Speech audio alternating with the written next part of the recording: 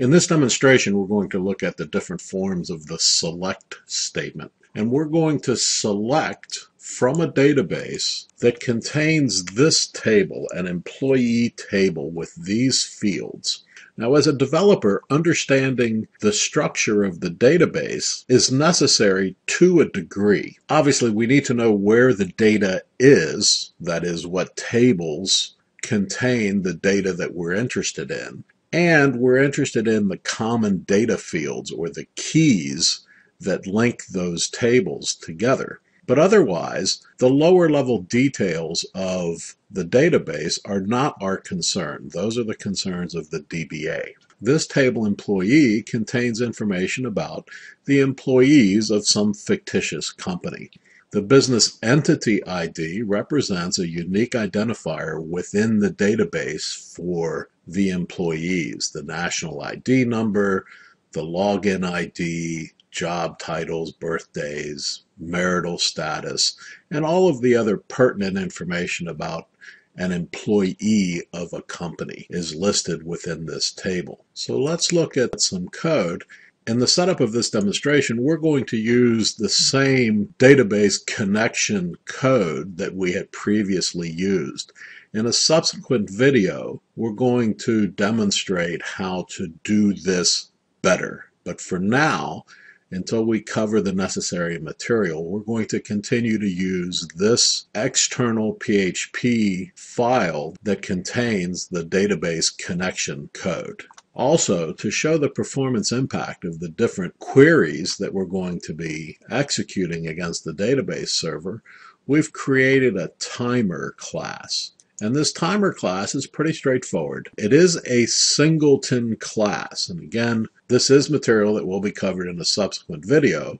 So for now, we're just going to gloss over it. But we've created this timer class that's going to allow us to collect some performance information about the different queries we're going to execute against the database. The class provides an interface to start a timer, to stop the timer, and then to get the elapsed time. So we're going to use that in our code that's driving the queries to measure the performance of the different types of queries we're going to execute. So on line 4 and 5, I include the necessary files. On line 6, just to save a little typing, I've defined a constant for the HTML break command. And then on line 7, I create an object of type timer for use within this code. Line 10 and 11 are SQL Server specific variables necessary for the complete connection to SQL Server. So on line 13, we call the timer start method, and on line 15 we define our query, and in this case we're going to be selecting everything from the employee table. On line 16 we send that query to the database to be executed. The database returns the result set and we assign that result set to our local variable results. Then we stop the timer. On line 20 and 21 is an echo statement that's going to tell us which query we executed, the number of rows returned by the query, and how long it took to execute that query. Then on line 25, we're specifying the columns that we want returned from the query. In this case, we're returning 6 columns from the query. This is going to limit the breadth of the data that we're returning, but not the depth of the data. We're still going to get all of the rows in the table. However, we're not going to get all of the columns. The splat command selects splat from employee, returned all columns and all rows. By limiting the columns returned, that reduces the number of columns, but not the number of rows. And so we time that statement as well. On line 34 through 42, we iterate over the return values from the select statement and echo those to the browser. Then on line 46, we're going to limit the number of rows returned by including a where statement in our select. So we're going to select the same columns, so the breadth of the data is going to be the same 6 columns. However, now we're going to limit the number of rows by telling the query that we only want rows where the marital status column is equal to M. Then we execute that query on line 47, assigning the results to our local variable, and on line 54 through 63, we output those results. Then on line 68 and 69, for ease of reading, we've separated the select statement. And in this case, we've expanded our where clause to include the test for the gender column. So now we're asking for the same 6 columns from this table employee. We're saying to the database that we only want rows where the marital status is M and the gender is F. We execute that statement on line 70, assigning the result set to our results local. Then on line 78 through 87, we iterate through those results, echoing them to the display. On line 91 and 92, we've added an order by clause to the select statement. We're requesting the same columns to be returned from the employee table using the where clause, marital status equals M and gender equals F, in order to limit the number of rows returned. And now we're asking the database server to sort those returned rows by the hire date of those employees. Now notice that we're not asking that hire date be returned as part of the select. Remember that the order by clause does not require that the column on which we're ordering the data be included in the select clause, as in this case where we're using the hire date. And then we iterate through those results on line 101 through 110. On line 114 and 115, again, the same select statement using the same 6 columns to limit the breadth of the output from the employee table. We're using the same where clause where marital status equals M and gender equals F to limit the number of rows. But now we've added another limit. We're saying in addition to returning only rows where the marital status equals M and the gender equals F, now we're saying and the job title must be like this string pattern. And the string pattern represented with the % signs means that any job title that has any number of characters before the string segment MANAG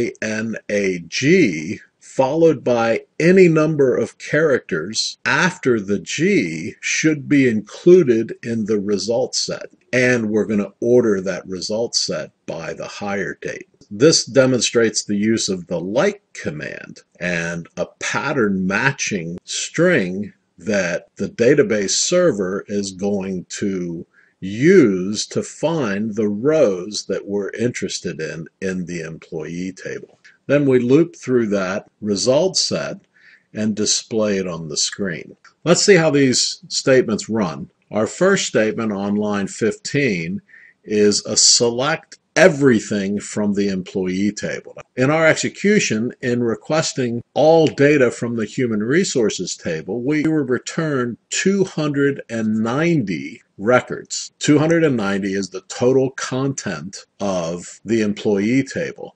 And it took 0.0016 seconds for the database to return that data. Then on line 25, we limited the breadth of the data to be returned, but not the depth. So we've limited the result set to 6 columns, but we're still going to get all of the rows. So in our return from the database server for that query, we got 290 records, rows returned to us, but notice that limiting the number of columns returned is marginally more efficient than returning all columns and all rows. Now, when looking at the timings for the execution of these queries, we cannot accept these timings in isolation. As developers, we need to recognize that these queries that we're writing may be executed tens of thousands of times in a day, and on very busy systems, even tens of thousands of times in an hour. So saving 3/10,000ths of a second multiplied by some hundreds of thousands of executions actually is meaningful time. So keep that in mind as we look at these timings. So the next query that we executed actually limited the number of rows returned by including a where clause. And in this case, we're saying where the marital status equals M. So same number of columns, but this is going to limit the number of rows returned. So for this query, we returned 146 rows. So roughly half of the number of rows that were previously returned, same number of columns, but half of the number of rows. And we were able to do that in 0.0011 second. Again, marginally faster than the previous query that returned 290 rows. Remember that the amount of data that we return from the database not only affects the performance of the database, but also impacts the performance of the network. So we want to restrict the amount of data that we're asking the database to return to us to the absolute minimum amount of data we need for our application. On line 68 and 69, the query further limits the number of rows to be returned by adding a second where condition. So in this query, we're going to limit the number of rows for those that have a marital status equal to M and a gender equal to F. Same number of columns returned, but now we're going to further limit the number of rows. This query returned 49 rows and did so in 8/10,000ths of a second. So again, marginally faster than the previous query that returned 146 rows. What's the cost of asking the database server to sort our data by including the order by clause? This query is going to demonstrate the performance impact of adding the order by clause to the query. Same data is being returned. We should see 46 rows of data, but the data will be ordered by the hire date of the employee.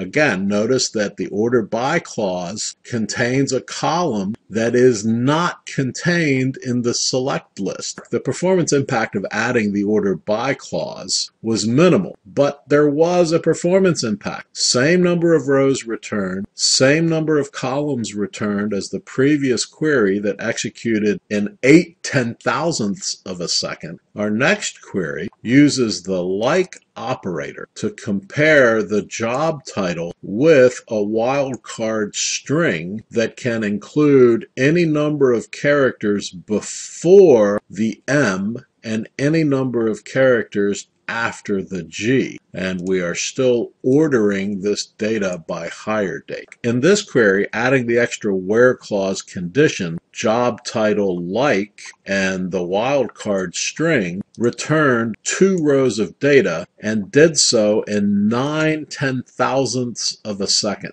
Be forewarned that the like command in comparing string values is an expensive command. In a larger table with tens of thousands or hundreds of thousands of rows, there will be a performance penalty for using the like operator and a wildcard string.